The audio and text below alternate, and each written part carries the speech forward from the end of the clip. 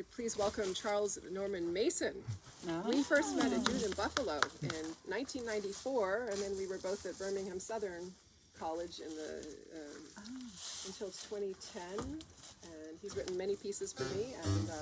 And another one, he reached out a few months ago and said, "I want to write you a piece." And I said, "I have a duo with the harpsichord, so let's do it." Yeah, like she said, I think the last piece I worked with her on was 2005, and pandemic actually made it, sort of reoriented my mind of, hey, wait a minute, it doesn't matter how far away she is, I should look her up and see how things are going and all that. And, you know, we can, because I hate talking on the phone, but I don't mind the Zoom.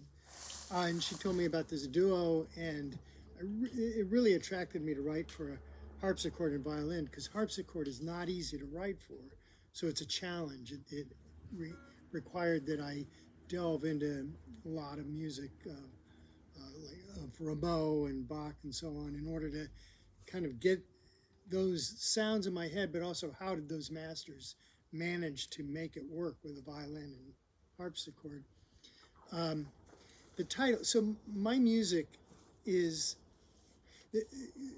I was going in for an interview at one point for the Rome Prize, and I thought, what if they ask me, what's your music about? And I thought, oh no, I got to figure it out. So I started thinking about all my music and realized, you know, what it really is about is this hyper connection, because all of my music just about has this driving feel that at any moment things can fall apart. Things don't fall apart, but it's like what you know, very closely matched. And a lot of my music is for instruments and electronics, where the electronics are interacting with they're fixed. So the player has to make sure they're right on task with the electronics, because if they get off, the electronics could care less. They're going to keep going.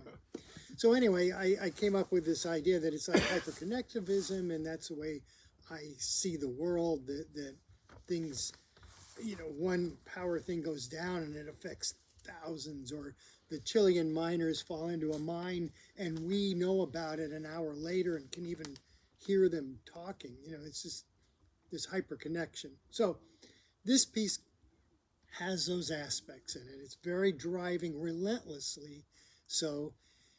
And then I connected that with the fact of the treehouse. So there's a book that I used to read my kids all the time. They loved it, called Go Dog Go. And it's about these dogs. Every page are these dogs racing somewhere. You don't know where they're going, but they're all racing. Where are they going?